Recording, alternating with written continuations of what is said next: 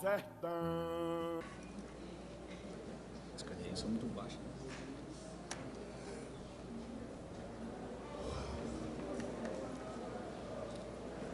Estamos no ar. Oi, som. Oi.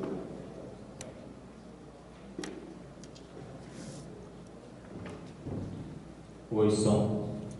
Bom, estamos bem adiantados com o horário.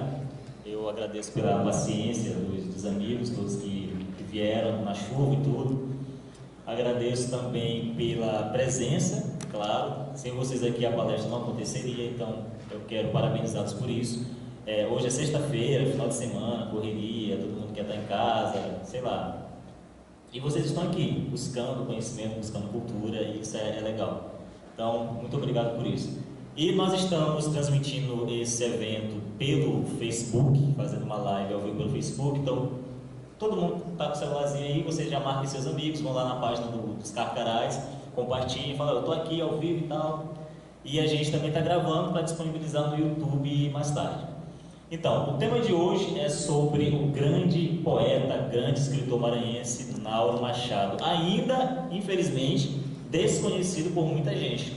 Muita gente do Vicense, muito maranhense, não estuda, não lê, não conhece as obras do Nauro Machado. E, tendo em vista isso, essa dificuldade, essa falha grande que nós temos, em acadêmicos também, muita gente na universidade vai buscar pessoas de outro estado, de outro país, e acaba esquecendo que nós temos aqui um gênio, né? Nós tínhamos aqui um gênio, né? Visto como um louco muitas das vezes, mas um gênio.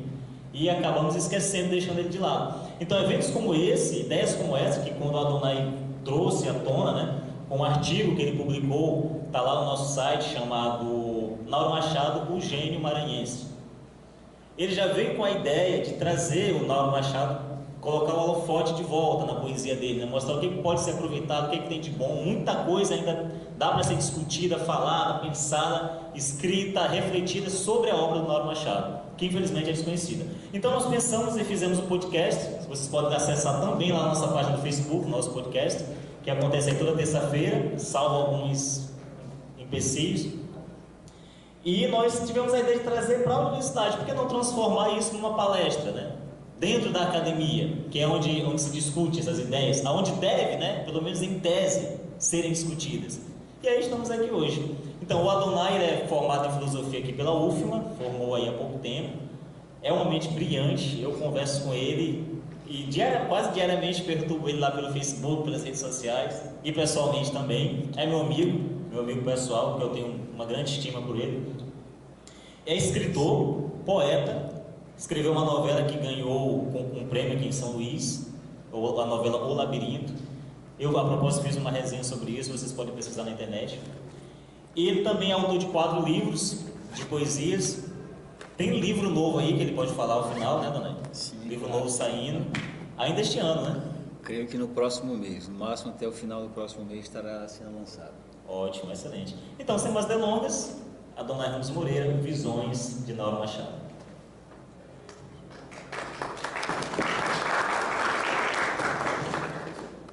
Bom, alô, tá ouvindo? Se bem que não precisa muito de microfone, que minha voz é por natureza muito grave. Primeiro dizer boa tarde com cara de quase boa noite. É uma alegria muito grande estar aqui, um prazer muito grande e uma honra falar primeiro sobre esse grande poeta que foi Nauro Machado, e não só um grande poeta, mas um conterrâneo nosso.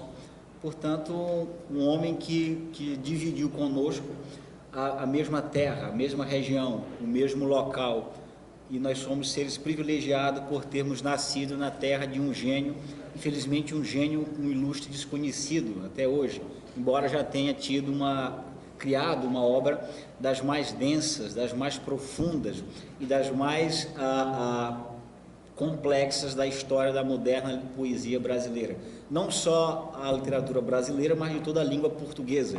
Dificilmente nós vamos encontrar nos países lusófonos, o microfone não vai muito na minha cara não, dificilmente nós vamos encontrar nos países lusófonos, dentro dos países de lusofonia, um poeta tão denso, tão vasto, tanto em quantidade de obras, Nauro beira quase os 40 títulos, fora os livros que deixou ainda inédito, esperando publicação, que creio que a esposa dele, Arlete Nogueira da Cruz, irá publicar, pelo menos foi o que ela me confessou, nos encontros que tive com ela. E dificilmente nós vamos encontrar na história da literatura de língua portuguesa, de toda a comunidade de língua portuguesa, um poeta tão vasto e tão complexo quanto Nauro Machado, que foi ao mesmo tempo senhor das formas clássicas, das formas tradicionais, conseguiu absolver na sua poesia e na sua poética, e aqui é um ponto curioso da sua obra, e quase não se fala sobre isso, criou uma das poéticas mais bem costuradas, mas bem arquitetadas da poesia moderna brasileira, e esse é um ponto que devemos ter atenção, porque pouquíssimos poetas brasileiros conseguiram compor, além de uma grande obra, uma poética, conseguiram compor um conjunto de teorias estéticas, formais e rítmicas, que cheguem sequer próximo a Nauro Machado. Portanto, é mais do que uma honra, uma alegria. Eu creio que seja um dever de todo aquele que culta a palavra, de todo aquele que tem amor pela sua cultura e pela identidade, parafraseando o grande poeta inglês Shelley, os poetas são os legisladores não reconhecidos do mundo, diz Shelley num dos seus artigos mais famosos, que é uma defesa da poesia, e eu poderia dizer que os poetas são a consciência de um povo, os artistas são a consciência de um povo. Quando nós esquecemos dos artistas, é uma prova que estamos a esquecer de nossa própria consciência, de nossa própria identidade. Por isso é tão perigoso esquecer os nossos artistas, e tão importante lembrá-los, estudá-los e aprender com eles, continuar esse diálogo das almas, como falava T.S. Eliot. Queria agradecer a presença de vocês, não só vocês estão aqui me prestigiando, vocês estão prestigiando sobretudo Nauro Machado, vocês estão prestigiando sobretudo a cultura maranhense, a cultura brasileira, a cultura de língua portuguesa, a cultura ocidental por extensão. Portanto, não só eu e Nauro Machado, mas vocês também estão de parabéns por estarem aqui, por terem amor à cultura e estar junto comigo e com Nauro Machado, que está aqui, o poeta se foi, mas a obra continua, discutindo alta cultura no Maranhão. Queria agradecer ao Max, Janilson, o Grupo Carcará, ao qual pertenço, e a Juventude Conservadora da UFMA, que é um dos poucos grupos, eu diria o único que eu conheço, que realmente se importa com cultura, que realmente se importa debater cultura, e que está promovendo eventos que, a meu ver, são pioneiros na história do Maranhão. Dentro do total cenário de obscurecência, nós vivemos hoje o que nós podemos chamar de a verdadeira idade das trevas, hoje, agora que estamos na idade das trevas. Durante esse período e diante desse contexto, o Grupo Carcará, a Juventude Conservadora da UFMA, ela é uma espécie de luz ao fim do túnel, e uma luz que devemos nos apegar e contribuir e estimular para que não morra a cultura entre nós. Bom, como o Marx falou, formado em filosofia, também escreveu poesia, e o meu contato com Nauro, primeiro foi um contato muito pessoal, contato, de certo modo, inusitado. Conheci a obra de Nauro totalmente por acaso, até então era um poeta desconhecido para mim, era um ilustre conhecido para mim também, e eu encontrei por acaso o poema O Parto, num sebo aqui de São Luís, muito famoso, a Poemice, e lá um quadro com o poema O Parto, de Nauro Machado. E a primeira vez que eu li o poema O Parto, quando eu li o primeiro verso, o corpo está feito o homem, não o poeta, quando eu li o primeiro verso, eu já sabia de antemão que eu estava em contato e diante de um grande autor. As primeiras linhas de Nauro Machado já me deram a grandeza, já me deram a dimensão da grandeza, da profundidade e da densidade desse autor, que até então era desconhecido para mim. Dos poetas modernos brasileiros, não só os poetas do centro, sul, sudeste, geralmente são os mais badalados, mas os poetas brasileiros de modo geral, o Nauro não pertencia ao meu hall de leituras. E quando eu conheci O Parto, quando eu me dei conta desse primeiro poema dele, eu tomei um verdadeiro choque. E desde lá para cá, venho me aprofundando na obra de Nauro Machado, e à medida que eu vou lendo Nauro Machado, que eu vou estudando Nauro Machado, mais eu me abismo e mais eu fico perplexo diante do fato de haver uma grande obscurecência sobre a obra desse grande poeta, de como esse grande poeta passou e ainda estará a passar despercebido entre nós, como esse poeta não foi reconhecido da maneira que foi reconhecido, que devia ser reconhecida em vida. Eu tive a alegria de, junto com o professor Ivan Pessoa, organizar e contribuir para que Nauro Machado recebesse o título honoris causa, em vez de ser um dever desta universidade.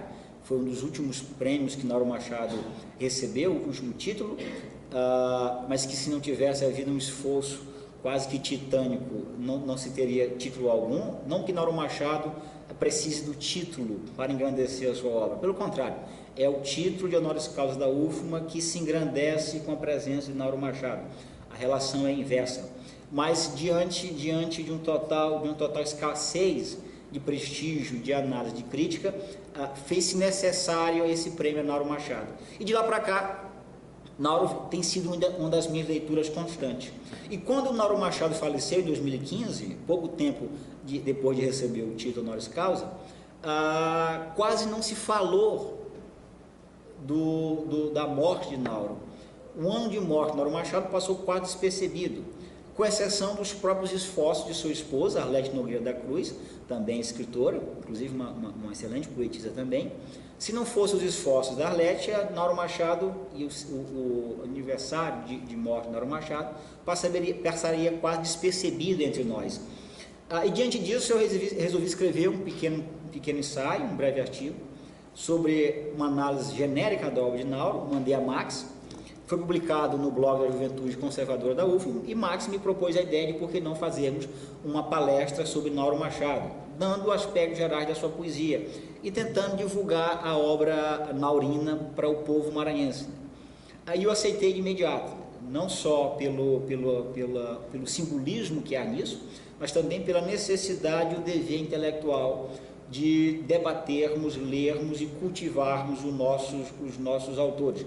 Levar ao pé da letra o sentido da palavra cultura, cultivar. Bom, diante disso, e diante também da complexidade da poesia de Nauro, eu trouxe para vocês alguns poemas esparsos, tirados das obras de Nauro Machado aleatoriamente, no sentido de que não seguiu-se, estrito senso, a cronologia das suas obras, mas é uma espécie de pequena antologia para vocês irem se familiarizando com o poeta. Bom, uma das coisas mais interessantes que devemos falar sobre Nauro Machado, e precisamos primeiro entender o momento histórico que Nauro Machado está escrevendo e entender alguns elementos essenciais da sua poesia. Então nós vamos começar com um ponto bem curioso, que é a classificação de Nauro Machado no movimento literário brasileiro. A introdução do Brasil na moderna poesia brasileira, ela vai chegar ao ápice em 1922, com a famosa Semana de Arte Moderna de 1922, que tem muito de lives de futurismo, até mesmo que a presença de Marinetti, Felipe Marinetti, o italiano, foi muito forte entre nós. Só que a Semana de Arte Moderna, ela se desdobra, ou se poderia se dizer, tem como consequência outros dois movimentos conhecidos, que é o movimento de 1930 e 1945. O 1930 mais ligado ao que nós chamamos o romance, seria o romance de invenção que seria o Brasil moderno, e se concentra mais na literatura nordestina. Isso em todo o país vai ser em 1930, que a literatura brasileira e o modernismo vai adentrar o Nordeste brasileiro, no caso Helen do Rego e no caso da obra de Gilberto Freire, com seus autores que vão espalhar o modernismo no Nordeste, mas ela vai se ater mais à prosa. Portanto, os autores que serão que inicie nessa época, Carlos Drummond de Andrade, por exemplo, ele se inicia nessa época, 1930, é a data que Drummond publica alguma poesia, que é seu primeiro livro, mas não se produz propriamente um movimento poético, pelo contrário, a poesia brasileira ainda vai ficar restrita aos malabarismos e às extravagâncias da geração de 22, sobretudo de Oswaldo de Andrade e Mário de Andrade, que o Bruno Tolentino muito sarcasticamente chama de os andradoides. Eu acho sensacional isso. Até 1940, nós vamos ver na literatura brasileira a permanência desses poetas que vão apenas evoluindo. Então, o Carlos Drummond de Andrade, por exemplo, ainda que se inicie em 1930, é uma poesia que ainda bebe nos poetas de 22, sobretudo pelos poemas pílulas, os poemas mais oswaldianos, e sobretudo pela influência de Mário de Andrade, que o descobriu no interior de Minas Gerais, antes de Carlos Drummond de Andrade ir para o Rio de Janeiro como secretário de Gustavo Capanema, que então era ministro de Getúlio Vargas. Até 1945, portanto, a poesia brasileira vai ser um desenvolvimento da Semana de 22. com alguns poetas essenciais que vão perdendo o foco de sua própria estética e ao mesmo tempo com alguns poetas que vão aperfeiçoando a sua poética. Não é à toa que o próprio Carlos Drummond de Andrade, quando publica Fazendeiro do Ar, que é um livro de 1954, titulado Fazendeiro do Ar e Outras Poesias, ele tem um poema chamado Eterno, que ele começa com os seguintes versos: e ficou chato ser moderno, quero ser eterno, eterno, eterno. Isso nós já estamos percebendo que esse clima de extravagância, esse clima de exotismo, que marcou a primeira fase do modernismo brasileiro, já está começando a ser superado. Portanto, as revistas que até então nasceram e os movimentos estéticos que então nasceram vão aos poucos sendo superados. O verde amarelismo, o movimento antropomórfico, a revista Praxis, todos esses movimentos que em língua portuguesa já havia se iniciado em Portugal em 1915 com a revista Orfeu, com contribuição inclusive de Fernando Pessoa, Mário Sá Carneiro, ele vai se diluir até a poesia de 1945 no Brasil. Será a poesia de 1945 que vai retomar de alguma forma, bom, na visão de alguns outros poetas, de alguns outros críticos, com um lado mais negativo, mas será a poesia de 1945, com João Cabral de Melo Neto, Ledo Ivo e Tiago de Melo, mas dos quais João Cabral de Melo Neto sobressai, será essa geração que vai dar o esboço estético, intelectual, para o nascimento de um poeta como Nauro Machado. Ainda que, historicamente, cronologicamente, e é preciso que entendamos o seguinte, a classificação de gerações ela é muito tênue.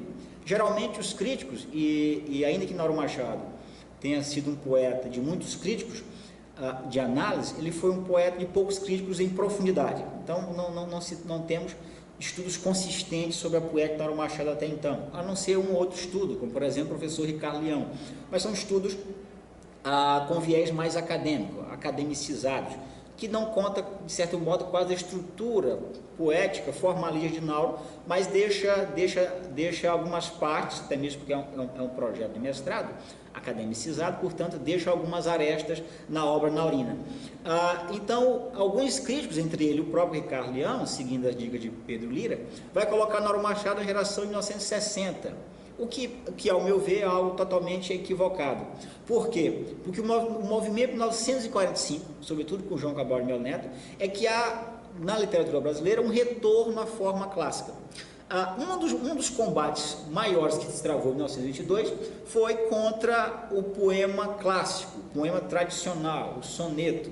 Isso, pelo certo modo, influenciado pelo grande resquício que o parnasianismo deixou entre nós, o beletrismo do parnasianismo, sobretudo o parnasianismo de Olavo Bilac, da Sociedade Sorriso do Rio de Janeiro. A mesma Sociedade Sorriso que ignorou Nauro Machado foi a mesma Sociedade Sorriso que ignorou Augusto dos Anjos à sua época. Inclusive o próprio Olavo Bilac escarneceu da poesia do Augusto dos Anjos.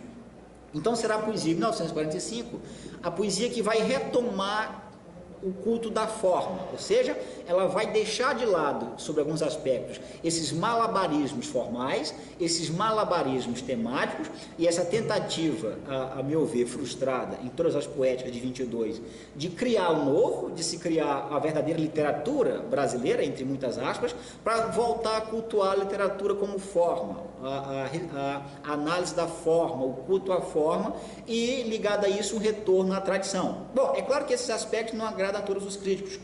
O próprio Zé Guilherme Melchior, por exemplo, em Razão do Poema, que é um dos seus livros de juventude, ele vai criticar duramente a geração de 45 por ele dizer que é uma geração que vai frustrar o movimento de 22, justamente nessa tentativa de se criar uma poesia mais livre, uma poesia sem a total devoção à forma. Entanto, sem o movimento de 1945, poetas como Nauro Machado seriam simplesmente impossíveis, porque o grande poeta que sobressai em 1945 é João Cabral de Melo Neto. E João Cabral de Melo Neto, até antes do livro Engenheiro, é um poeta muito ligado ao surrealismo. É evidente e é visível na poesia de João Cabral de Melo Neto, sobretudo no seu primeiro livro, A Pedra do Sono, que é um topônimo, né, o nome de uma cidade, assim como o Brejo das Almas, de Carlos Drummond de Andrade, é perceptível ainda no primeiro João Cabral de Melo Neto um toque ainda de surrealismo. É à toa que se nós nos lembrarmos de alguns poemas de João Cabral de Melo Neto, do Pedra do Sono, nós percebemos esse onirismo presente nos seus poemas. Poemas como, por exemplo, ó jardins enfurecidos, pensamentos, palavras, sortilégios, sob uma lua contemplada. Ó jardins viciosamente contemplados, onde o pensamento maior, dor, do amor, da saúde. Bom, esse tipo de poema, ou então poemas como meus olhos têm telescópios guiando a rua, guiando minha alma longe de mim 1000 metros, automóveis como peixes cegos compõem minhas visões mecânicas. Bom, esses versos já demonstram que o primeiro João Cabral de Melo Neto é um poeta muito surrealista. Vai ser o contato de João de Cabral de Melo Neto com a arquitetura, não com a poesia, mas com a arquitetura francesa, do Le Corbusier, vai ser esse contato que vai fazer com que João Cabral dê esse giro copernicânico, esse giro, de certo modo, revolucionário na sua poesia, e vai voltar ao culto da forma e da estética da forma. Tanto é que o poema O Engenheiro, o livro O Engenheiro, cujo poema dá título ao livro, já é um retorno ao rigor da forma. Não o rigor da forma parnasiana, não o rigor de soneto, mas o rigor de composição. Ora, Nauro Machado, ainda que publique o primeiro livro em 1958, o que vai estar acontecendo em 1958 no Brasil? Em 1958 nós temos o aparecimento da famosa poesia concreta. O que advogava a poesia concreta? Por que Nauro Machado não se filia, sob nenhum aspecto, à geração de 60 pelo viés formal? Porque a poesia de 1960 é a poesia nascida do livro A Luta Corporal, de Ferreira Goulart, sobretudo um poema chamado Roseral, em que Ferreira Goulart diz ter implodido a linguagem.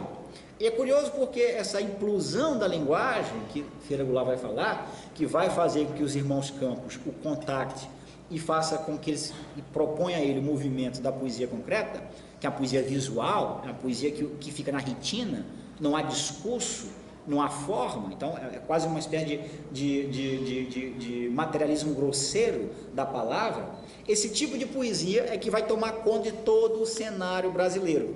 E nós percebemos o seguinte: as poéticas que permanecem, as poéticas que duram na literatura brasileira, são justamente as poéticas que não dialogam nem com a tradição de 22, nem com a tradição de 1960. E o Nauro Machado está nessa segunda geração.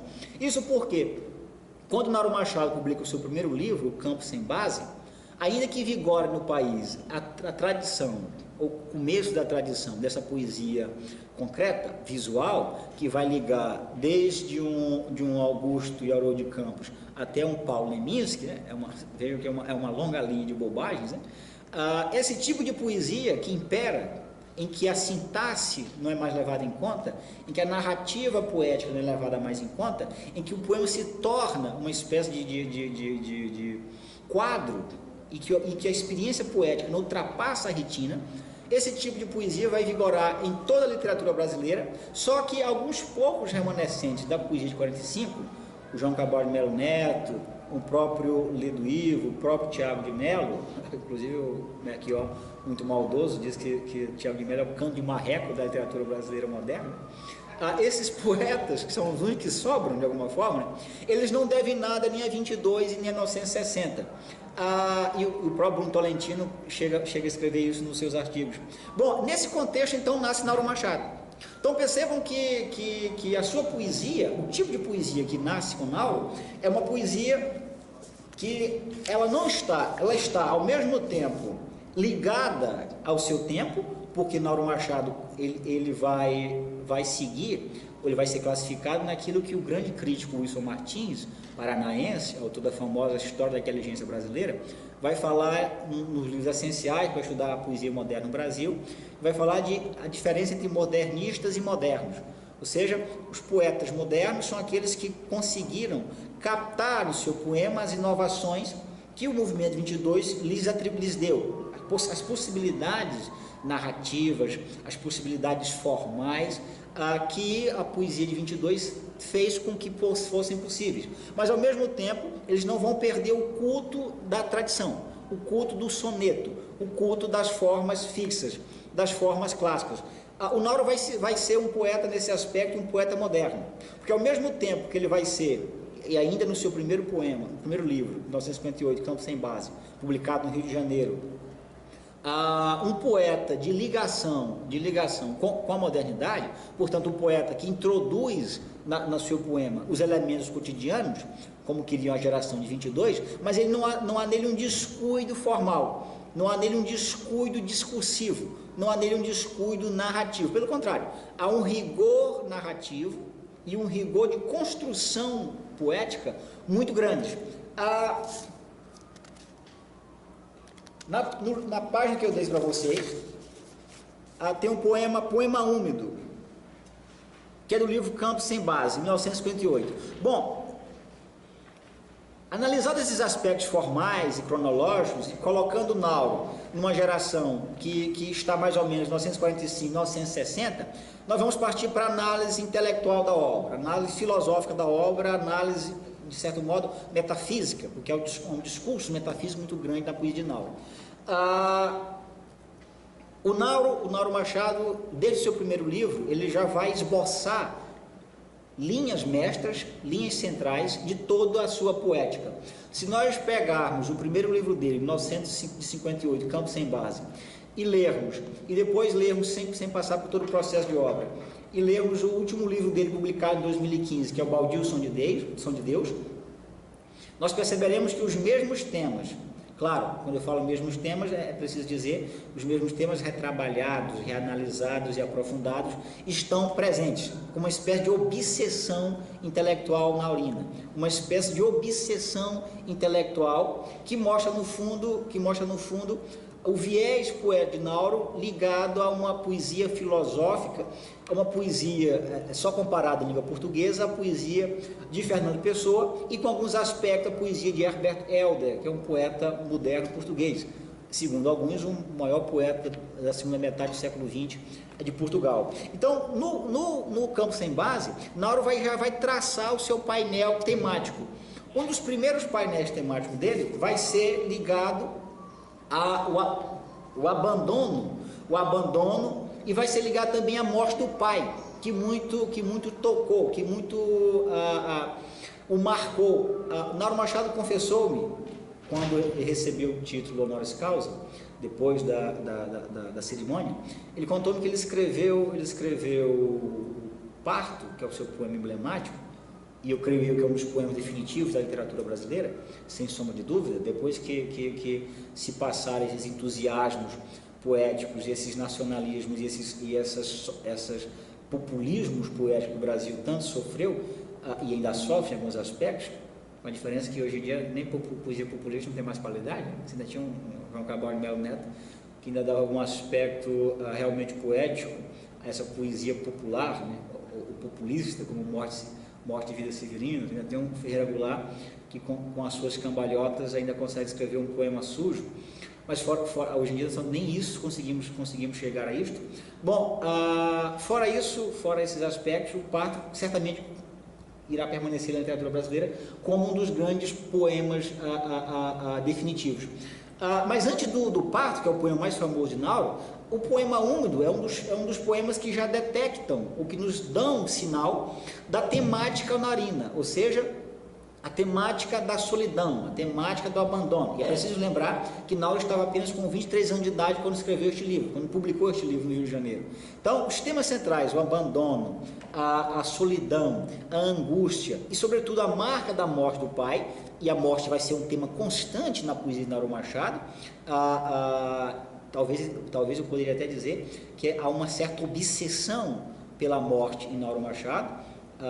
Não a morte como culto da destruição, mas a morte como um elemento da existência humana, a morte como a indesejada das gentes, como disse o próprio Manuel Bandeira no poema Um Momento no Café. E a morte, portanto, já está presente no primeiro poema de Nauro, e já dá como que o filão, a linha mestra na qual Nauro irá caminhar. Diz o poema o seguinte, vocês podem acompanhá-lo: que silêncio, meu pai, nestas ruas que renego, onde há uma tristeza que em mim se ilumina, nas calças vazias, nas mãos com que pego, as luzes que se acendem no porte neblina.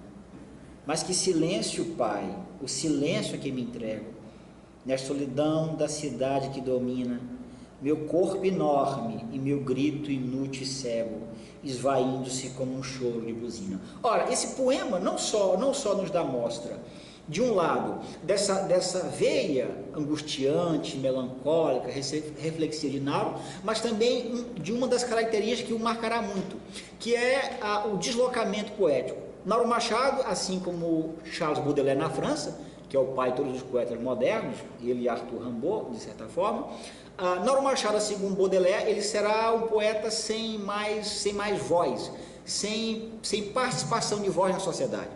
Quando nós analisamos, por exemplo, a poesia de Charles Baudelaire, tanto nos seus poemas em prosa, como nos seus poemas mais poéticos, coloquemos assim, o que nós percebemos é uma perda total de participação social. O poeta perdeu o seu local na sociedade. O poeta está marginalizado, ele está à margem desta sociedade. Portanto, ele não tem mais a participação das musas, ele não tem mais a inspiração divina, pelo contrário, o canto dele agora é chão, é rasteiro, não se envolve mais nos grandes temas. Tanto é que a poesia de Charles Baudelaire, ela vai ser uma poesia que vai ser muito impregnada no cotidiano e às vezes um cotidiano meio sórdido, com alguns toques de escatologia, porque o poeta ele já perdeu o seu espaço como uma das vozes influentes de uma sociedade. Não há a mesma importância, por exemplo, que tinha um Dante na Itália, não há a mesma importância que tinha um Goethe na Alemanha, não há a mesma importância que tinha um Camões em Portugal ou um Homero na Grécia. O poeta, portanto, dentro de uma sociedade que cada vez mais se maquiniza, uma sociedade cada vez mais ligada à técnica, o poeta vai perder no seu local. O Nauro Machado, ele vai ser o poeta que mais vai expressar isso na nossa poesia.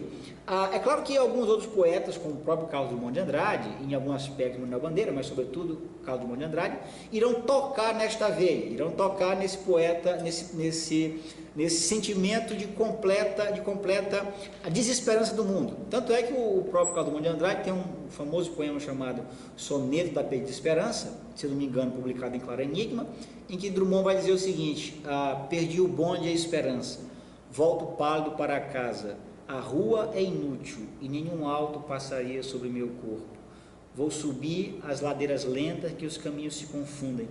Todos eles me conduzem ao princípio do drama e da flora. Não sei se estou sofrendo ou se há alguém que se diverte. Por que não? Na noite escassa com um insolúvel flautim. Entretanto, há muito tempo nós gritamos sim ao eterno. Bom, esse mesmo poeta que está de alguma forma nos revelando essa desesperança na sua poesia, é o mesmo poeta que dá um certo comedimento à sua melancolia, à sua desesperança. O Nauro Machado será o contrário. Não só nos apresentará essa cair do paraíso, essa queda das nuvens em relação à condição de ser poeta, a condição de voz poética, mas o fará isso de uma forma totalmente explosiva. É uma espécie de grito de socorro de sua poesia. Esse poema, que é o poema úmido, por ser um poema muito de juventude, ele ainda não tem a mesma explosão sintática, a mesma explosão rítmica, a mesma explosão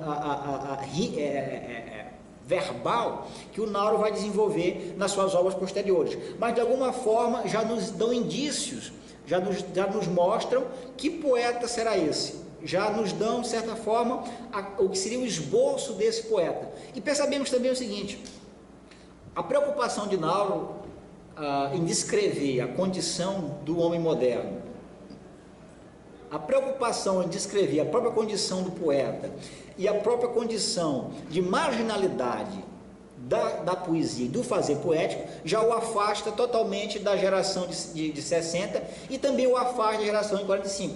O Nauro ele vai ser, na nossa literatura, um poeta sem geração nenhuma. Ele vai ser uma voz solitária na nossa poesia. Isso vai colocar numa situação tanto quanto estranha, porque ainda que cultue a forma, não pode ser ligado aos poetas de 45, ainda que tenha os poemas em versos livres, ele não pode ser ligado aos poemas de 60 e nem tem essa brincadeiras, entre aspas, esse jogo verbal dos poetas de 1960. Portanto, é um poeta que já nasce exilado. Nauro Machado é um poeta que nasce exilado, tanto pelo seu tema, tanto pela sua poética, tanto pela sua construção sintática, pela sua construção rítmica. Ainda nesse mesmo livro, Campo Sem Base, nós já vamos perceber o poema que é, de certo modo, o poema síntese da obra naurina, que é o poema O Parto. Nesse poema, que alguns de alguma forma, pelo menos na minha modesta visão, não dão devido valor, nesse poema Nauro como que irá traçar o esboço espiritual e o esboço intelectual de toda a sua obra. Isso porque, até mesmo pelo próprio nome, O Parto, a ligação do poeta e da poesia não como um exercício meramente formal, um exercício meramente técnico, mas um exercício orgânico, portanto um exercício natural.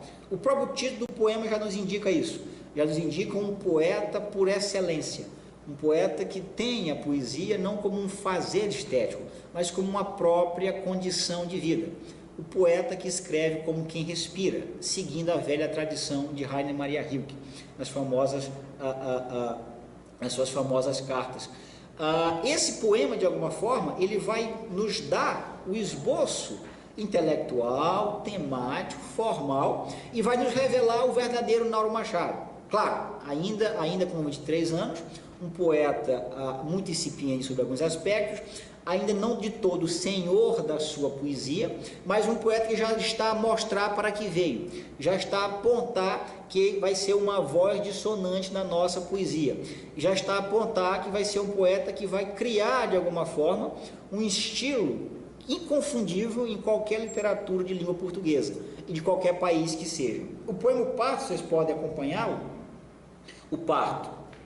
Meu corpo está completo, o homem, não o poeta, mas eu quero e é necessário que se me sofra e me solidifique em poeta, que destrua desde já o supérfluo ilusório e me alucine na essência de mim das coisas, para depois, feliz ou sofrido, mas verdadeiro, trazer-me à tona do poema com um grito de alarma e de alarde. Ser poeta é duro e consome toda uma existência. Bom, esse poema, de alguma forma, ele nos vai dar a noção de uma construção existencial pela palavra. Dos poetas modernos brasileiros, o Nauro vai ser aquele que mais concentra em sua obra a filosofia. O único poeta que se aproxima de Nauro nesse aspecto é Fernando Pessoa, sem dúvida nenhuma, não só pelo uso insistente do eu lírico, mas sobretudo pela capacidade de reflexão e de metafísica, né? Basta lembrar do famoso verso Fernando Pessoa Tabacaria, a metafísica é a consequência de eu estar mal disposto. Pois bem, o Nauro Machado será o poeta que entre nós vai nos dar essa noção de metafísica e de existência e de reflexão por estar mal disposto. Esse poema O Parto, ele nos dá a noção de uma construção pela linguagem. Ora, o poeta é aquele que se faz pela linguagem. A linguagem cria o poeta, no sentido que vai dando as dimensões estéticas, as dimensões intelectuais e as dimensões filosófico-existenciais. Essa veia existencial e essa veia de inquietação existencial, de construção pela linguagem, a necessidade da poesia para a constituição e construção de um ser, de uma identidade, ela é simplesmente inigualável na nossa literatura.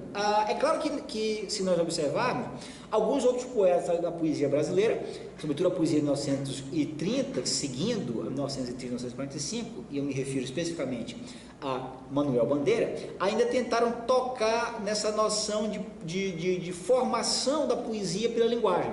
O Manuel Bandeira, por exemplo, no livro de 50 anos, que é um dos livros de maturidade dele, tem um poema chamado Testamento, que ele vai dizer o seguinte: o que não tenho e desejo é o que melhor me enriquece.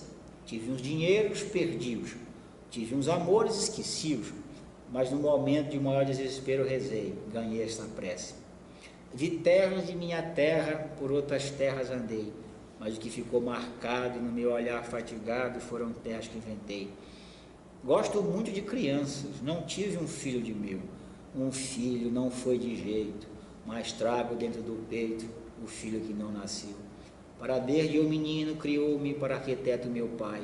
Foi-se-me um dia saúde, fiz-me arquiteto? Não pude, sou poeta menor, perdoai. Não faço versos de guerra, não faço-os porque não sei.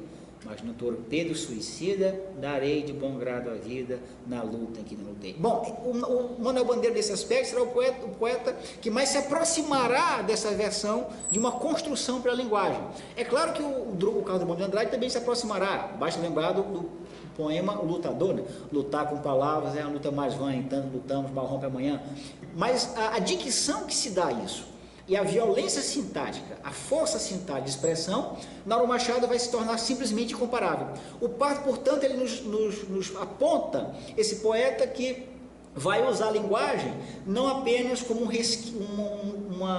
utensílio estético, como instrumento estético de criar beleza. Pelo contrário, a palavra vai criar beleza, sim, mas é uma beleza que se constrói pelo próprio processo de construção do poeta.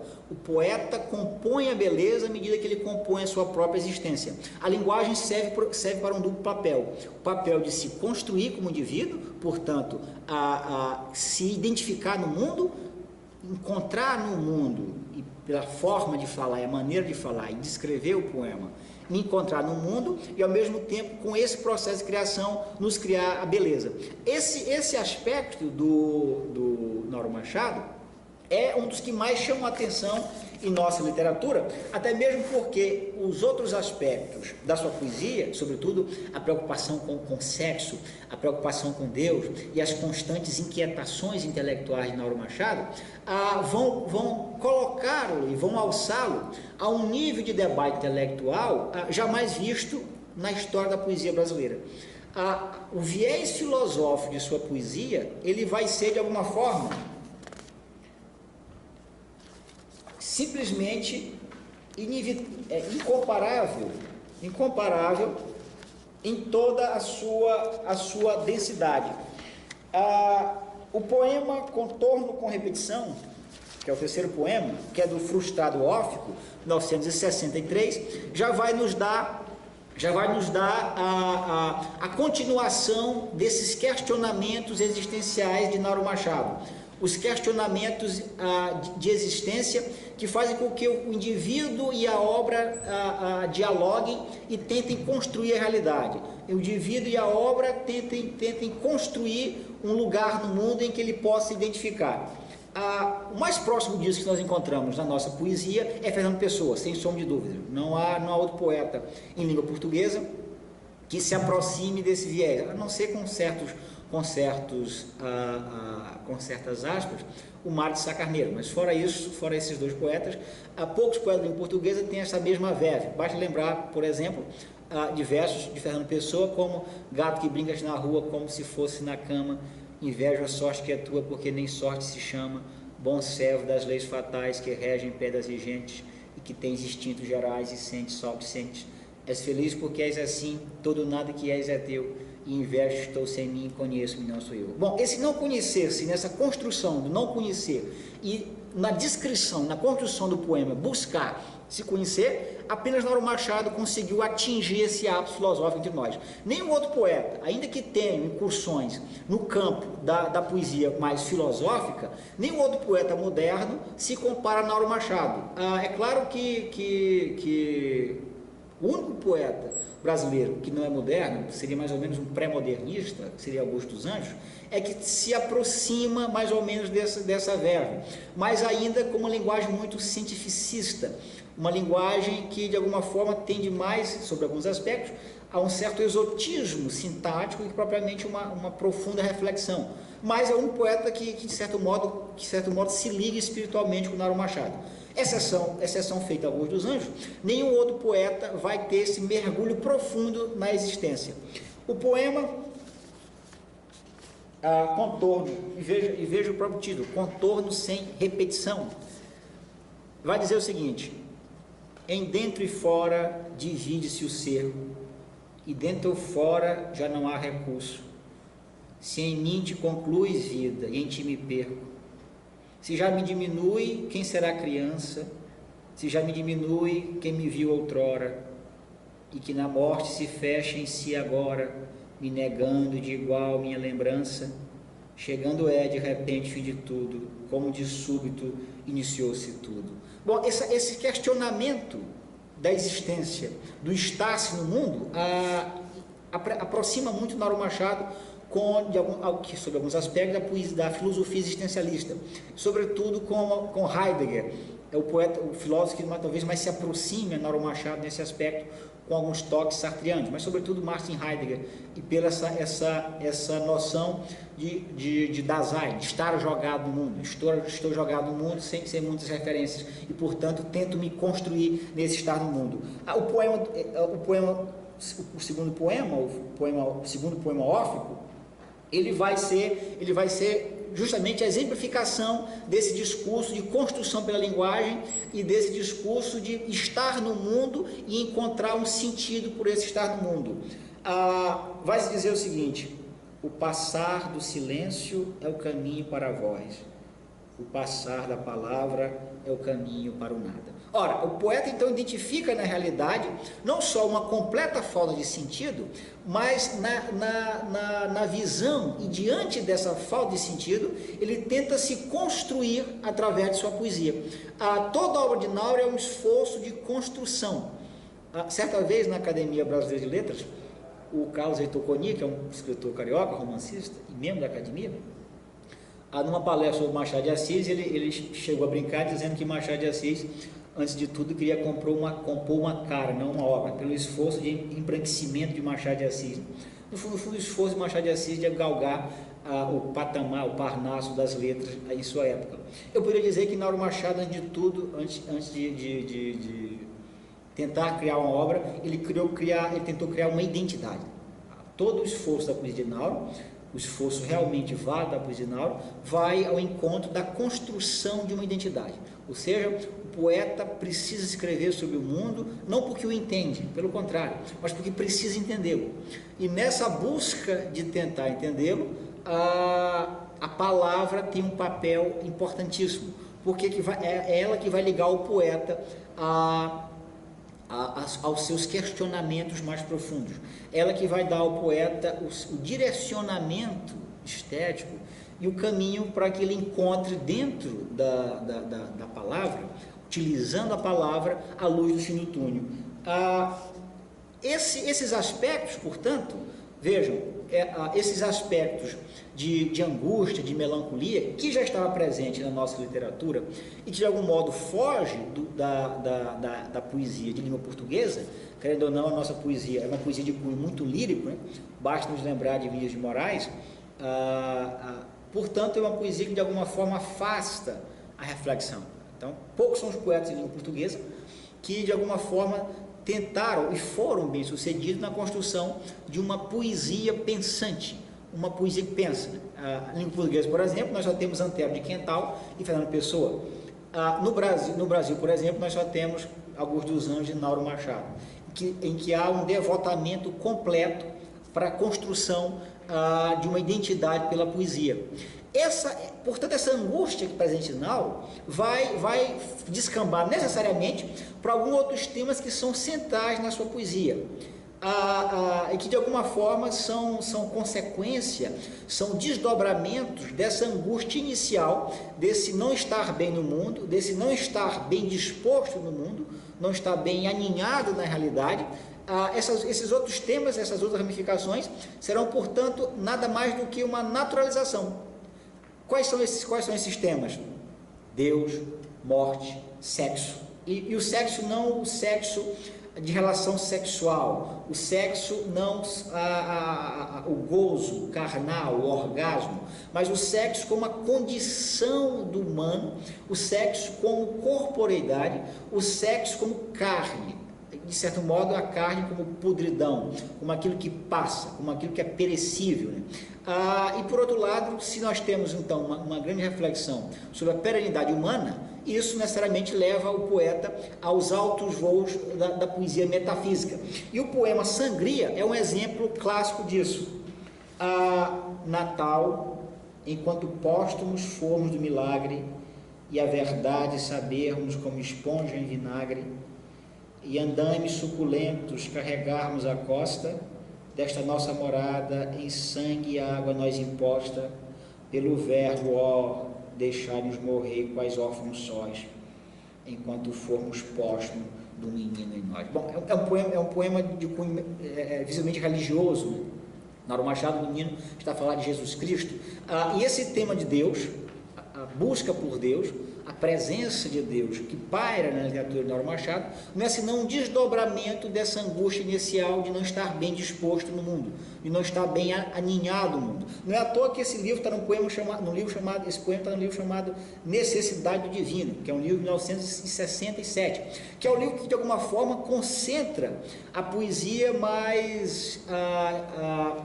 mais de cunho metafísico religioso de Nauro Machado. É o livro que mais o aproxima e que nos revela um Nauro Machado preocupado com a presença de Deus.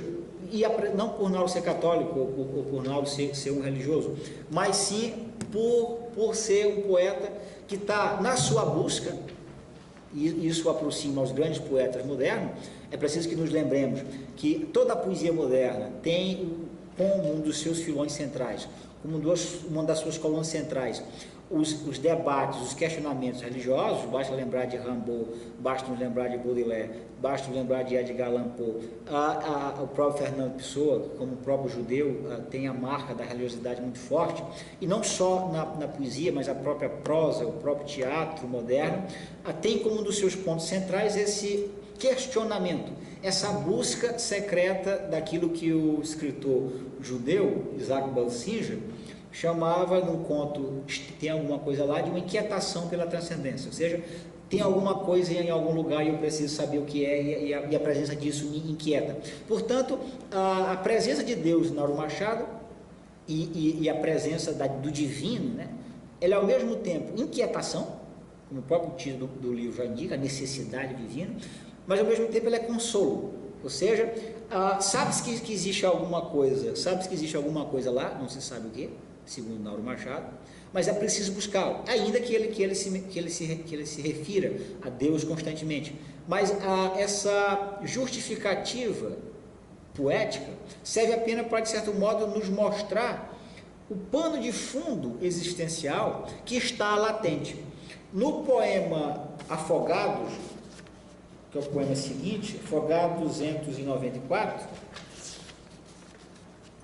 não tenho tempo mais.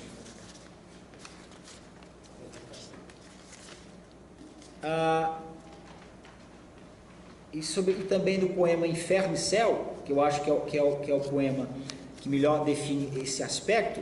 No poema Inferno e Céu, do livro Testamento Provincial, de 1973, dirá o Nauro Machado o seguinte: sei que no alto uma lua renasce sempre em lua, depois do sol, porém em mim o dia se apaga e desce a terra na órbita dos meus olhos. Sinto, sei que não vou nascer de novo. Ou seja, o poeta tem plena consciência de que estar no mundo, a experiência de existir, a grande epopeia de estar no mundo, ela é simplesmente repetível.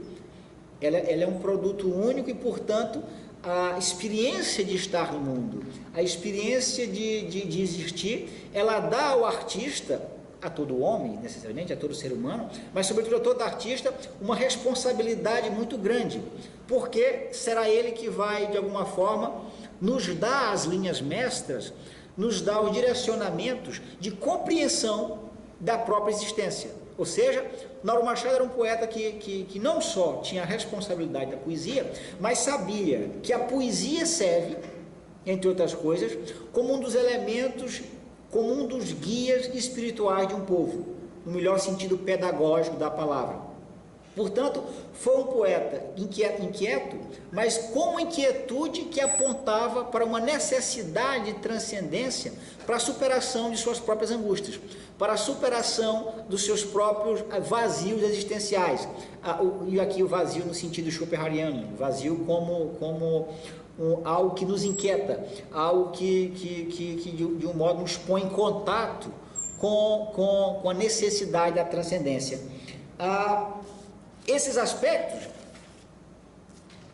ainda tem um tempo, quase uma hora, ainda tem um tempo, esses aspectos de busca de transcendência, de busca de uma poesia que de alguma forma dê conta desta aventura que está vivendo, vai fazer com que Nauro tenha a própria carne, a própria condição humana, algumas vezes quase como uma espécie de ideia frustrada da existência, uma espécie de ideia malograda da existência. É claro que essa ideia de malogro existencial não é nova em literatura, pelo contrário, e até mesmo os exageros disso. Basta que lembremos, por exemplo, dos sonetos, dos poemas de Charles Baudelaire, as correspondências, né? Inclusive um certo toque de satanismo na poesia de Baudelaire, na própria poesia do Arthur Rimbaud, na própria poesia de Edgar Allan Poe, né? Então, esse descrédito e, ao mesmo tempo, essa inocência em entrar em contato com essa condição, aproximam Nauro dos poetas malditos. Vale lembrar a famosa frase do Rimbaud, no Estação do Inferno, em Saint-Jean-d'Enfer. O Rimbaud vai dizer que per delicadeza je perds ma vie, por delicadeza eu perdi minha vida. Então, essa politese, né?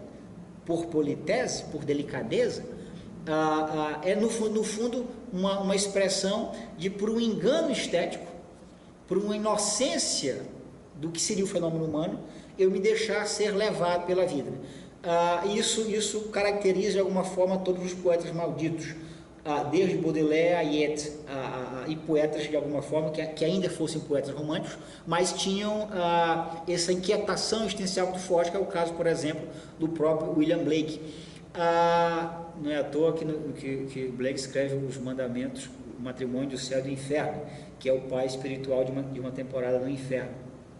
Inclusive, no matrimônio do céu e do inferno, há uma seção chamada Sentenças do Inferno, em que o Blake vai dizer o seguinte: se os outros não fossem tolos, seríamos nós. Então, ao mesmo tempo que os poetas malditos eram de fato malditos, mas eles sabiam e tinham noção da sua condição de malditos e da sua condição de perenidade na existência, dando-se até o luxo de ser sarcástico, como foi o William Blake.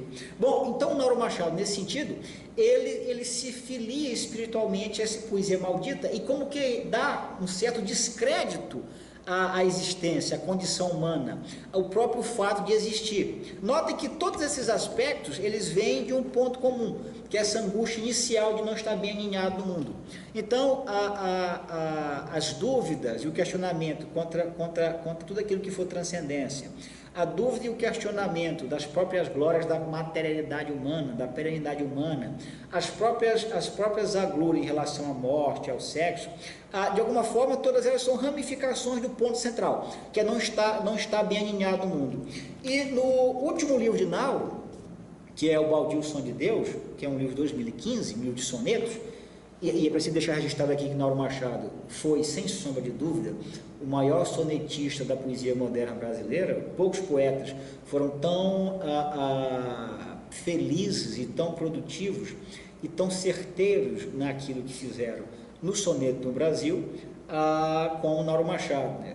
Talvez um dos poucos grandes cultores da forma fixa entre nós, Vinícius de Moraes, Murilo Mendes, Jorge Lima, em alguns casos, Cecília, mas na poesia moderna, Nauro Machado no Brasil e também Bruno Tolentino, de alguma forma, também foi um grande devoto da forma clássica.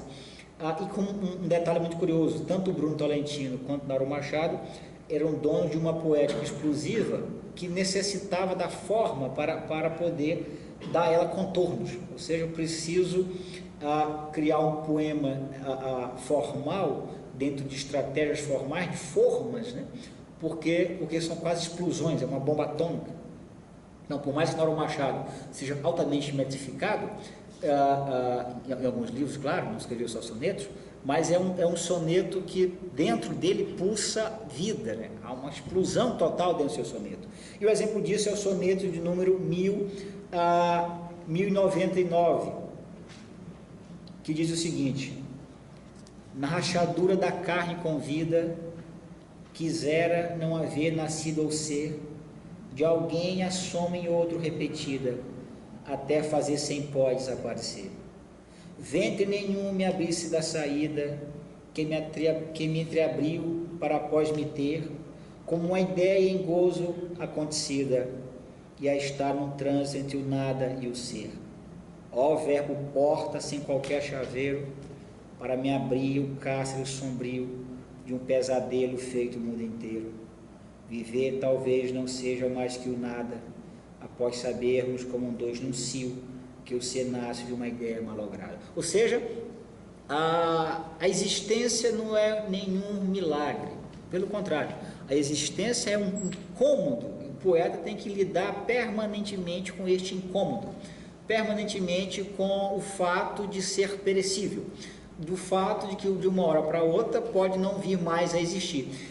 E ao mesmo tempo que ele toma consciência disso, dessa perecividade da matéria, essa perecividade vai estar ligada a um certo desprezo da carne.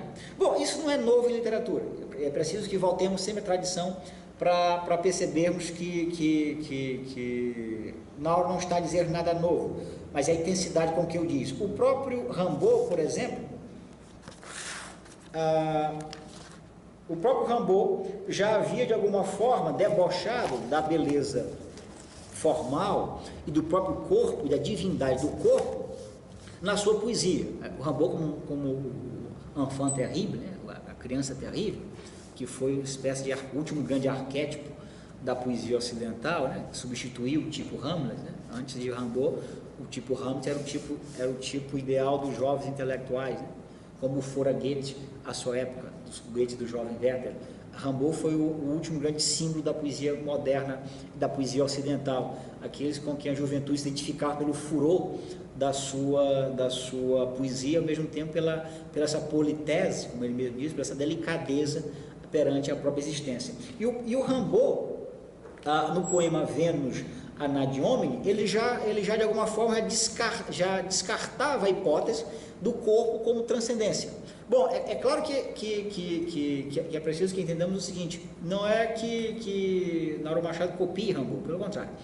Nauro Machado vai ser uma continuação natural desse tipo de poesia, de um tipo de poesia que rompe com a velha tradição de culto ao corpo, como, por exemplo, os poetas Camões e Goethe, o próprio Dante Alighieri, Boccaccio de alguma forma, o próprio Antero de Quental e os grandes poetas da tradição ocidental cultuavam, né, o corpo como o alojamento da alma, o corpo como a materialização da perfeição, que é a definição que Platão vai dar à beleza humana, né? O máximo de perfeição divina é o rosto humano e o rosto feminino. Então essa ideia de corpo como beleza, portanto como receptáculo da alma, os poetas modernos vão simplesmente abolir. E o Rimbaud é um dos primeiros que fazem isso, e Nauro Machado continua. O poema Vênus Anadyomene diz o seguinte, e vejam a descrição. A descrição não está aí, não está no texto. É a descrição de Vênus, a famosa deusa Vênus, beleza e glamour, saindo de um banho, e no final do banho está nua de costa, e ao invés do corpo, da beleza do corpo, ele vai ater-se a uma úlcera no ânus de Vênus. E você já mostra como há um desprezo pelo corpo. Vai dizer o Rimbaud o seguinte: qual de um verde caixão de zinco, uma cabeça morena de mulher, cabelos emplastados, surge uma banheira antiga, vaga e avessa, com déficits que estão a custo retocados. Ainda zomba, ainda. Brota após grossa e gorda nuca, as omoplatas anchas, o dorso curto ora sobe ora desce, depois a redondez do lombo é que aparece, a banha sob a carne espraia em placas chatas. A espinha é um tanto rósea, e o todo tem um ar horrendo estranhamente. Há no mais que notar pormenores que são de examinar-se à lupa. Nas nádegas gravou 2 nomes, Clara Vênus, e o corpo inteiro agita e estende ampla garupa, com a bela hediondez de uma ostra no ânus. Então, o Rimbaud já está apontando para a quebra, o desprezo e o descaso desse culto do corpo como beleza, ou seja, o culto da forma como o máximo de perfeição que nós podemos ter. É uma ruptura com a velha tradição poética, com a velha tradição artística, que também vai acontecer na escultura, vai acontecer na pintura, vai acontecer no romance, que é o fenômeno do desprezo estético, o culto do feio, a glamorização do horrendo, seria essa a palavra. O Rimbaud, portanto, vai ser um dos primeiros a introduzir isso em poesia. E o Nauro, portanto, vai ser o desenvolvimento natural desse tipo de poema. Ou seja, o poeta que não só tem consciência da sua existência, mas ao mesmo tempo sabe que enquanto matéria, portanto, quanto aquilo que passa, aquilo que é passável, tem que dar seu recado e não pode deixar, antes de dar o seu recado, apontar para as grandes complexidades da existência humana. Isso se tornou quase uma obsessão de Nauro no livro Isôfago Terminal, publicado em 2014, em que esse livro é muito curioso, porque foi o livro que Nauro Machado escreveu durante o período em que esteve internado no tratamento do câncer de esôfago, que o levaria à morte. Aliás, não foi por câncer, né? Foi por outras complicações, mas o abalou fortemente e é necessário que o câncer é sempre um sinônimo de morte. Então, foi uma das consequências da morte de Nauro Machado. Mas mesmo assim, mesmo durante o processo de finitude, de destruição, o poeta não deixou de registrar a sua inquietação perante o corpo, e todo o poema, todo o livro Esôfago Terminal, e o próprio nome já está indicado, né? Esôfago Terminal, né? A matéria finda-se, está a se findar a matéria. Não é à toa que os últimos dois livros de Nauro Machado, o Esôfago Terminal e o Baldio, o Som de Deus, vão ser uma espécie de dois resumos, de duas súmulas de toda a obra de Nauro Machado, o corpo e a transcendência, né? E não só em nível metafísico, mas também em nível formal. O Esôfago Terminal será um livro de poemas livres, e o Baldio, o Som de Deus, será um livro de poemas formais, de sonetos. Portanto, é uma despedida do velho dualismo que sempre marcou a sua obra. E o poema Pós-Coito é um exemplo clássico disso. Vai dizer o seguinte: somos como o sonho que nem começou de um Deus numa fossa. Somos como o apêndice de tudo que é póstumo. Não somos mais nosso. Ou seja, a poesia, a arte, a literatura, a filosofia, elas são apenas, isso está a nos mostrar o poeta, dentro da sua visão, da sua concepção de mundo, a prova, o indício de que neste mundo não estamos bem instalados. E aqueles que se sentem bem instalados, no fundo, são aqueles que ainda não se debruçaram sobre a própria matéria da existência. São aqueles que ainda não conseguiram apreender e adentrar esse grande milagre que é a vida. Portanto, toda a obra, estou quase terminando, toda a obra de Nauro, sob algum aspecto, de um lado é um profundo debate entre a perenidade, entre a sensação de angústia, esse deslocamento no estado do mundo, e ao mesmo tempo uma tentativa de construção pela linguagem. E ele mesmo dizia, parafraseando, creio, Heidegger, que a poesia é a construção do ser pela linguagem, ou seja, o poema é ao mesmo tempo reflexo da realidade e ao mesmo tempo construção dela. Eu entendo o mundo escrevendo poesia ao mesmo tempo que eu me compreendo. Eu preciso escrever para me compreender e compreender o mundo. O poema não é uma explicação do que eu sei, não é um registro do que eu sei. Para Nauro Machado, ele é uma tentativa e uma busca, uma procura de entender aquilo que sou, entender aquilo em que eu estou vivendo, e este mundo em que eu estou inserido, e vendo nele, de certo modo, com uma forma às vezes até muito violenta, vendo nele toda a sua pobreza, ao mesmo tempo toda a sua riqueza e ao mesmo tempo toda a sua decadência e glória. Esse é um aspecto também muito curioso da obra de Nauro. Ou seja, nós vimos e percebemos que na poesia moderna, eu estou terminando, a poesia moderna brasileira, após a poesia de 60, em que há essa ruptura da narrativa, ruptura da sintaxe, apenas por uma poesia, para uma poesia visual, e até jocoso como nasce isso, porque o poema Roseral nasceu de um trecho de Feira Goulart. Goulart conta que estava passando no Rio de Janeiro, ele viu um canteiro sendo destruído, envelhecido, fenecendo, e ele pensou o seguinte: bom, esse canteiro amanhã ele vai chover, vai reflorescer, e aí a vida vai voltar nele. E surgiu o seguinte verso na cabeça dele: ao sopro da luz, tua pompa se renova numa orbe, né? Indicando esse ciclo de renovação natural. E ele deixou de lado aquilo. Bom, isso não é nem um poema novo, é um poema chato e velho como os outros, então não vou escrever isso. E depois o poema voltou totalmente distorcido. O sopro nuvo, nova orbita, o lá. Esse é o poema Roseral, que está no livro Luta Corporal, que é um livro de 1954. Portanto, é uma destruição total da sintaxe. Bom, após a destruição da sintaxe, nós temos uma poesia engajada, inclusive pelo próprio Feira Goulart, contemporâneo de Nauro Machado. Só que, tanto dessa poesia de destruição sintática, quanto dessa poesia engajada, Nauro Machado não vai participar. Pelo contrário, não vai haver em nenhum aspecto da obra de Nauro Machado uma politização da linguagem. Ao contrário de grande parte dos poetas ocidentais, e dos poetas, sobretudo dos poetas latino-americanos, latino-americano adora se meter em política e sempre mete os pés pelas mãos. Ao contrário dos poetas latino-americanos, um exemplo do próprio Pablo Neruda, aí poetas espanhóis que não tiveram um fim muito bonito, como o próprio Federico Garcia Lorca, né, que foi fuzilado.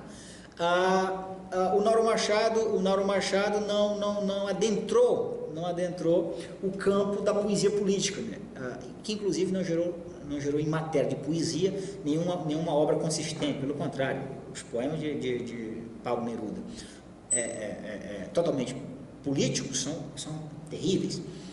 Sobra apenas sua poesia lírica, sua poesia amorosa. A mesma coisa Feira Goulart, João acaba marcado para morrer de Feira Goulart e João Boa-Morte, são duas tragédias poéticas, então não tem valor algum, são apenas panfletários, quase cordelistas. Há uma estrutura de cordel em todo caso. Mas Nauro Machado não participou desse discurso. Isso prova o que até aqui viemos falando. Esse profundo mergulho existencial que de alguma forma marca o poeta e faz com que o cultivo e, de certo modo, a fidelidade com a linguagem, com o pensamento, estejam acima de qualquer contingência e de qualquer como eu posso dizer, de qualquer objeto que esteja externo à matéria poética, de qualquer objeto que não dê ao poeta um significado maior de sua poesia. Ou seja, se não há nenhuma novidade, ou nenhum aspecto, ou nenhum dado que acrescente e que ilumine meu caminho nessa busca de construção de minha existência, que ilumine a grande complexidade que é estar no mundo, que ilumine a minha tentativa de me construir como um ser e de alguma forma fornecer aos que me leem uma poesia que faça com que eles também se descubram, simplesmente não me interessa. Esse vício até os grandes poetas da língua portuguesa tiveram. O próprio Carlos Drummond de Andrade caiu nesse discurso social, na sua poesia política, que é a Rosa do Povo. Mas Nauro Machado passou, de certo modo, incólume por esse período. E olha que Nauro Machado está no olho do furacão. Mas lembrar que os movimentos políticos, a chamada ditadura, né, o governo militar, a tão infamada ditadura que tanto usam como suporte político, né, com uma extrema má-fé, mas enfim, Nauro Machado vai estar no olho do furacão dos movimentos políticos brasileiros, sobretudo os movimentos estudantis, que o Feira Goulart, que era o seu contemporâneo, estava inserido, né? Inclusive ele não se exilou, ele se autoexilou por causa disso. Ao contrário deles todos, e de próprios poetas provincianos que aqui ficaram, o próprio Bandeira Tribuzzi. Inclusive Nauro Machado tem um livro de ensaio que trata da obra de Bandeira Tribuzzi, nas esferas lineares. Nauro Machado, ao contrário dos seus pares mais imediatos e do seu par mais nacional, que era o Feira Goulart, ele simplesmente passou a incólume por toda essa poesia dita politizada, que no fundo não é politizada coisa nenhuma, né? O Mário Quintana, certa vez, quando foi perguntado por que ele não era um poeta político? Ele disse que a melhor forma de servir ao seu povo, sendo um poeta, é candidatar-se a vereador, deputado, presidente, aí sim você vai ajudar teu povo. Caso contrário, você tem que fazer poesia, ou seja, há uma exigência estética e formal que antecede a necessidade política. Então não adianta nada você fazer poesia política que não tenha nenhum valor estético. No fundo, está apenas explorando as camadas pobres, as camadas pauperizadas, poeticamente, assim como as camadas econômicas exploram em nível financeiro. Portanto, é um poeta único na literatura maranhense e brasileira, um poeta que foi, do começo ao fim da sua obra, um servo fiel da palavra, um poeta de dor e de sentimento realmente autêntico. Nós não encontramos na poesia de Nauro Machado, em nenhum aspecto, uma dor fingida, pelo contrário, não há um fingimento poético no Nauro Machado. O que se percebe é uma transcrição da dor, uma transcrição da sua inquietação e que tem poema como a resposta mais imediata a essas questões. Ainda no Baldio Som de Deus, soneto 1141, aí já percebemos a quantidade de sonetos que Nauro publicou, ou seja, parecia uma máquina, publicava em série, um soneto atrás do outro, o que é realmente assombroso, e não só da forma pela forma, pelo contrário. Nauro Machado, de certo modo, ele personaliza o soneto, tanto pelas inovações sintáticas, semânticas, o uso do enjambment, que ele dá um certo toque de personalidade, e sobretudo pelas novidades fônicas, como, por exemplo, o processo de divisão silábica do soneto, para fazer com que o soneto, a palavra, uma vez quebrada, dê som ao verso seguinte. Nauro não só é um grande produtor de soneto, um grande criador de soneto, mas é também um inovador do soneto. Ele personaliza o soneto. Portanto, além de ser um poeta único, é um sonetista único na nossa poesia, que fez dos dois quartetos e dois tercetos verdadeiro milagre poético. E no soneto 1141, Nauro vai dizer o seguinte, uma espécie de súmula, de resumo do que estão dizendo: na minha boca, onde a sua se ajusta, sabendo o fim com seu mais alto custo, revou agora em outra noite augusta, no chão sombrio de ruim abusto, crescendo ainda aquilo que mais custa do que sobrou de um corvo sobre o busto, o nevermore, como mão robusta, a me bater se abrindo em mim com susto. Sei desse som por lhe querer o dito, além da coisa a ser falada ou dita, porque proclamo em minha boca o grito, a ser do verbo que comigo grita, por intuir que dentro do infinito não existe nada além do que se fita. Ou seja, não há na experiência poética e na experiência existencial nada que me dê uma resposta definitiva. O imediatismo entre eu e a realidade, usando uma linguagem filosófica, o aspecto meio fenomênico da sua poesia, ela não dá saída, ela aponta para o problema, mas não nos dá nenhuma resposta.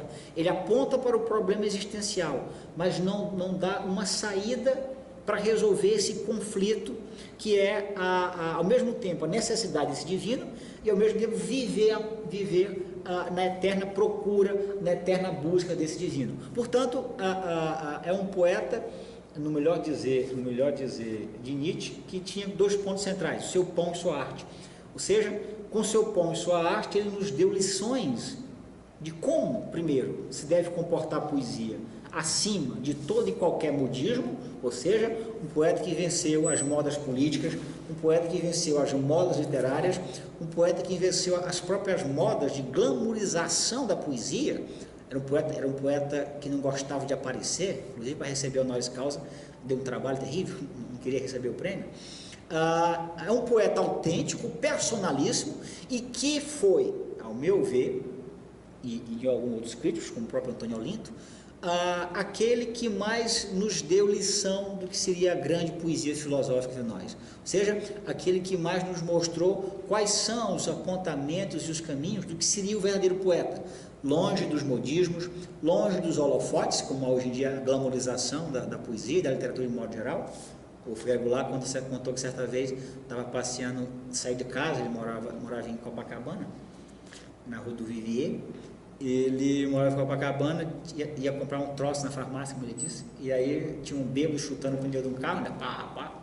E quando o bêbado o viu, ergueu os braços em posição de saudação e disse: Grande Ferreira Goulart, famoso, eu não sei quem é.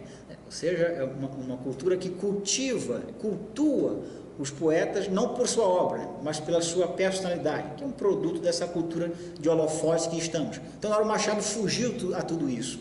Foi um poeta que, no final da vida, cultivou aquilo que ele chamava de mãe, a sua solidão.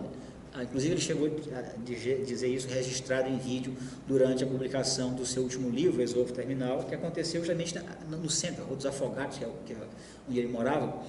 E ele dizia que depois do Baldio Som de Deus, ele recolhesse a sua solidão, que ele chamava de mãe. Portanto, é o último grande caso, é o último grande fenômeno de um poeta realmente verdadeiro, de um poeta que não só nos educou, não só nos mostrou que é alta cultura, no sentido, e aí eu repito o professor Olavo de Carvalho, no sentido pedagógico, ou seja, que transcenda relação tempo e espaço, que transcenda os modismos de uma cultura e que, por ser uma poesia e um autor altamente personalista, com uma personalidade muito forte, tem um papel de educador muito grande.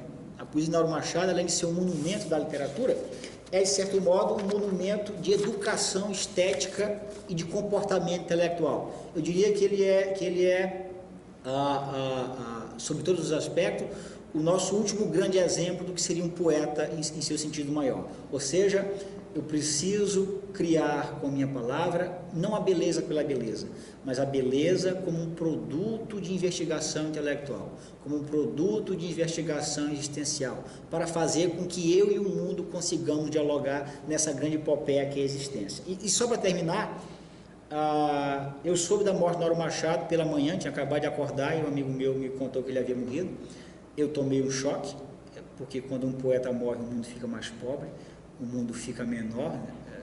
Embora a poesia não sirva para nada, ninguém paga a conta com poesia, ninguém lava a roupa com poesia, não dá dinheiro, pelo contrário, gasta dinheiro, consome dinheiro, não dá dinheiro com isso nenhum. Mas um mundo sem poetas é um mundo mais pobre, né? É um mundo em que pau é pau, pedra é pedra, né? A pedra não vira beleza, a pedra não vira castelo, né? A flor não vira perfume, a flor é flor e não tem outra função. E quando eu soube da morte de Lauro, e talvez pela proximidade, embora não fosse um amigo muito íntimo, mas gozei de uma certa amizade com ele, isso me impactou muito, e imediatamente eu escrevi um poema em homenagem, uma espécie de impressão estética dessa perda, que para mim foi uma perda quase que pessoal, pela proximidade e pelo respeito e devoção que eu tinha à sua poesia. E eu queria encerrar com esse poema, se vocês me permitirem. O poema chama-se Motivos, ao grande poeta Lauro Machado, e diz o seguinte: eu fiz questão de escrever rimado para fazer homenagem ao grande culto da forma que ele tanto nos ensinou. Ainda que sejam versos rimados, mas versos livres, não há uma métrica fixa. Hoje a noite chora consciente nesse coração que não mais se comove, e a luz aos poucos se move entre o silêncio e a falta, tão de repente. E então o que estava próximo torna-se ausente, e o que era riso começa a sofrer, a própria eternidade deixa-se morrer, com uma calma que nos oferta como um presente. E embriagado o coração nada mais sente, nem vê que já passou a sua hora, que a noite escondeu a aurora e que tudo é sombra novamente. Afasta-se então a voz silenciada, de resto tudo é nada, e volta a sombra ao coração ausente. Muito obrigado.